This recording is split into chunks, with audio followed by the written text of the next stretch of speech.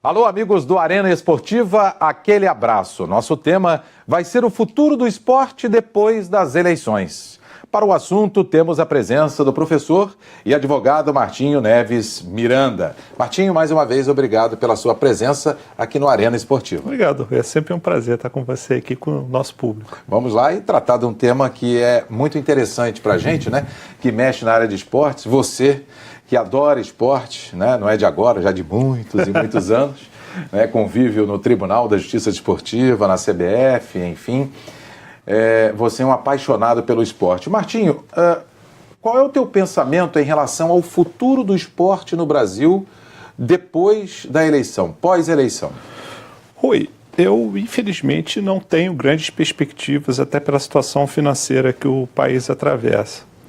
E me preocupa muito o fato dos candidatos que nós temos aí não terem tratado da questão esportiva com a necessidade que o assunto requer. O que me parece é que o próximo presidente, principalmente no caso do presidente da República e também o próximo governador, tem que repensar em relação aos recursos destinados ao esporte, fixar prioridades. Num cenário em que a gente tem pouca disponibilidade de recursos, é absolutamente impossível você conseguir atacar todas as frentes. Se o governante não definir uma prioridade, uma meta específica, nada vai ser feito. A gente percebe, Martinho, por um exemplo, que recentemente o governo federal tentou cortar da área do esporte e da cultura, mas vou tratar só da área do esporte, mais de 500 milhões de reais. O próprio ministro do esporte, o Leandro Frois, ele se mostrou contrário ao assunto. Teve o apoio de clubes, teve o apoio das confederações, porque era uma verba que já estava sendo destinada para o ano de 2018 e até mesmo já provisionada para o ano de 2019, o que iria dar um impacto muito grande para os clubes brasileiros, sejam os clubes da área de futebol, né, que a gente fala Vasco, Flamengo, Fluminense, Palmeiras, Corinthians, como os clubes que também têm os seus esportes olímpicos e até clubes sociais. A grita foi geral e isso foi um embate que houve entre clubes, confederações, reuniões em Brasília e tudo mais, apoiando o ministro. Ele conseguiu reverter essa situação.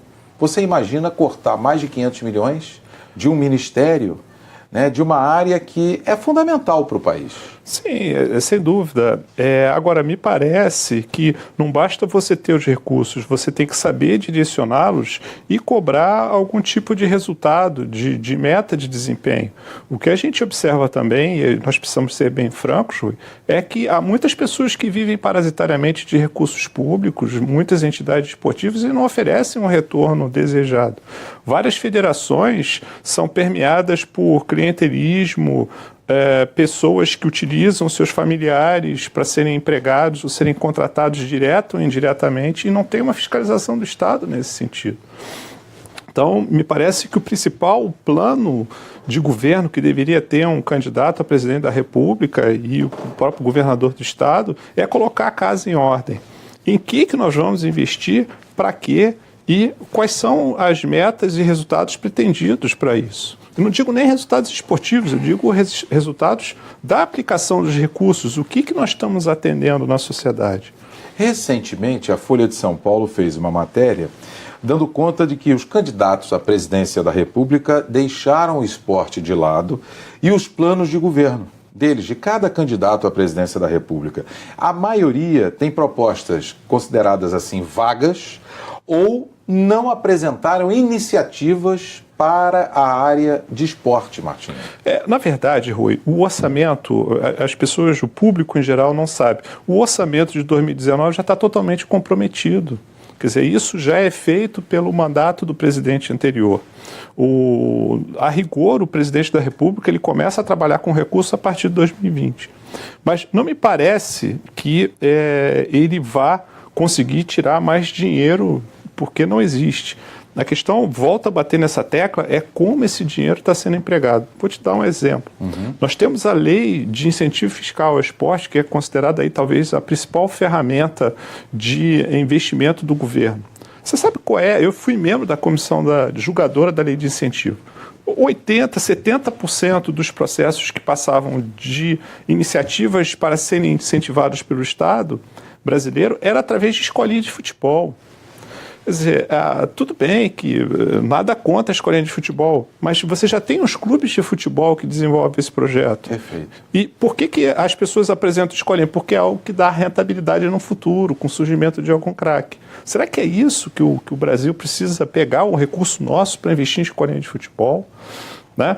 A nossa Constituição, no artigo 217, é clara no sentido de dizer que o administrador público deve destinar recursos prioritariamente para o desporto educacional. Não sou eu nem você que estamos falando isso. Está na Constituição. Na Constituição, exatamente. Mas só que a lei de incentivo fiscal ao esporte, que divide o esporte entre esporte de rendimento, esporte educacional, esporte e lazer, numa vã promessa ao cidadão brasileiro de que vai fazer tudo por todos, diz, olha, quem vier aqui me apresentar um projeto e eu achar legal, eu dou recurso. Aí você tem um interesse num basquetebol para amputados, promover um projeto. É interessante, eu tenho interesse em promover, sei lá, um rally dos sertões.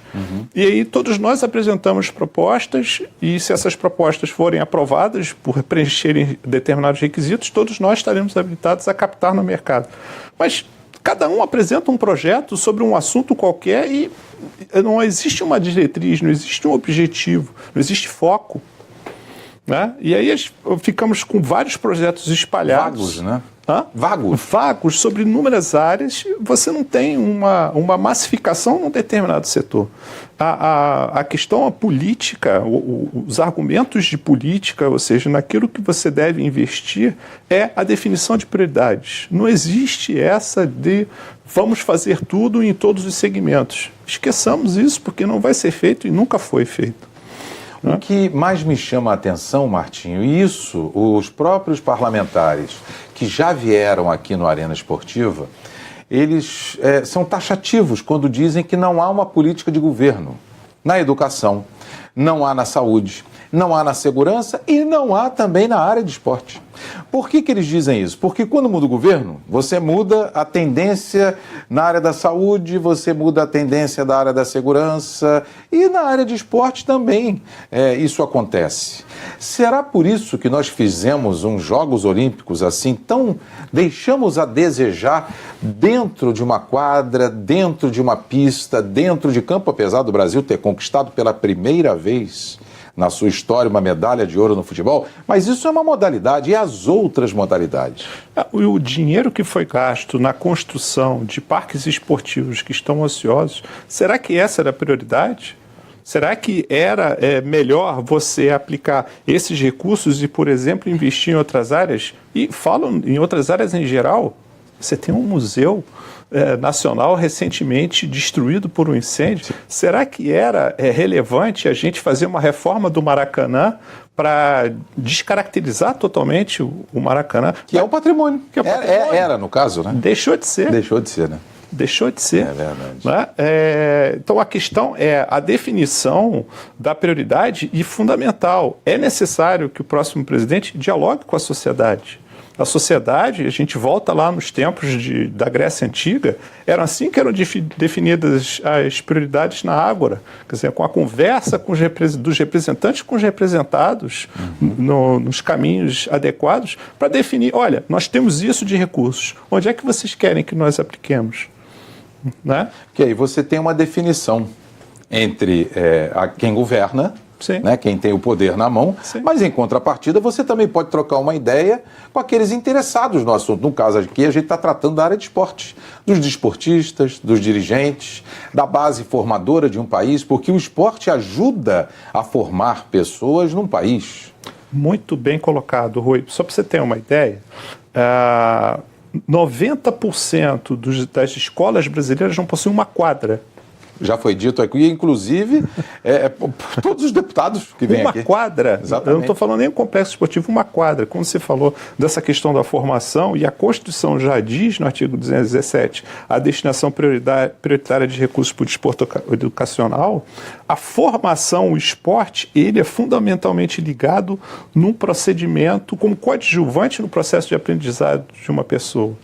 Então, o que o governante deveria prioritariamente fazer era investir na massificação do desporto educacional. Isso é fundamental, porque a formação de novos atletas, você contribui para o aprimoramento da personalidade, o culto a valores como disciplina, fair play, ética. Então, o respeito ao adversário. Respeito ao adversário. Não é verdade? Né? Será que isso é menos importante do que construir arenas esportivas que estão ociosas? Vai lá em Natal para você ver a Arena do Recife, a Arena do Pantanal. Sim. Manaus. O estádio Mané Garrincha em Brasília, que foi chamado de Estádio Nacional, que eu nunca chamei, porque o estádio é o estádio Mané Garrincha. Em homenagem ao grande craque que tivemos no Brasil. A quem fez alguma coisa pelo nosso país de fato. Como desportista, né? Como jogador de futebol, o Garrincha. Isso que você falou é fundamental, Martinho, e a gente não vê, e os próprios parlamentares que já vieram aqui não veem essa sequência em vários segmentos da sociedade. A gente pode citar um exemplo da Rafaela Silva no judô. Uma menina humilde, que veio ali da Cidade de Deus, mas que teve o seu nome tão propalado, tão divulgado durante a Olimpíada no judô. Você ouve falar da Rafaela Silva? Ninguém fala. Você não ouve mais falar da Rafaela Silva? Esse aqui é o problema, quer dizer... E de outros nomes, o Martinho, que estão esquecidos. E a Olimpíada terminou agora, 2 anos atrás. Investir nesse segmento não dá voto. Esse é que é o problema. Assim como saneamento básico, educação de base, o político, o governante, enfim, ele vai ter muito maior visibilidade se tirar foto do lado do Neymar. Né? Se ele for lá... Hoje eu não sei. Talvez. É por causa da Copa, talvez eu não tenha tanto. Talvez, né? Não. Mas ele vai lá, está interessado, talvez em aparecer na fundação do Ronaldinho Gaúcho, do Zico, porque isso dá visibilidade. Agora, fazer o dever de casa, quer dizer, fazer o básico, fundamental, que é incentivo ao esportista jovem, e eu não falo de profissionalização, eu não estou falando em formação de atleta, estou falando em formação da personalidade. Sim, eu diria para você, antigo primário, que é o ensino fundamental, né? Depois o ensino médio, antigo ginásio, o 2º grau, você não tem, conforme você disse, a gente não tem quadras. Não temos locais para que a prática da educação física seja realizada. Agora, no dia 1º, nós tivemos 20 anos da Lei do Profissional de Educação Física, comemorado, e uma vitória desses profissionais. Mas a gente vê que nas escolas públicas, municipais e estaduais, pouquíssimas têm equipamentos. Pois é. Então, por que não o próximo governante, né, tem uma campanha, qual o Brasil que você quer para o futuro? Isso. Qual o Brasil que você quer para o futuro esportivo? O que eu quero é que, pelo menos, cada escola tenha um acesso à prática desportiva. Se o próximo presidente, o próximo governador fizer isso, pelo menos em 50% das escolas, usar todos os recursos nisso, já é um caminho, já é uma diretriz. Não dá para dizer que eu vou patrocinar o Campeonato Mundial de Futebol, que eu vou fazer Jogos Olímpicos. Será que isso é tão... Não estou retirando a importância, mas será que é isso que nós estamos precisando? Não, a gente não precisa disso, não. Já a gente vai voltar na segunda parte do Arena Esportiva tratando do assunto. Qual a definição que vai acontecer com o esporte no Brasil depois das eleições? Já a gente volta no Arena Esportiva com o professor Martinho Neves Miranda. Já.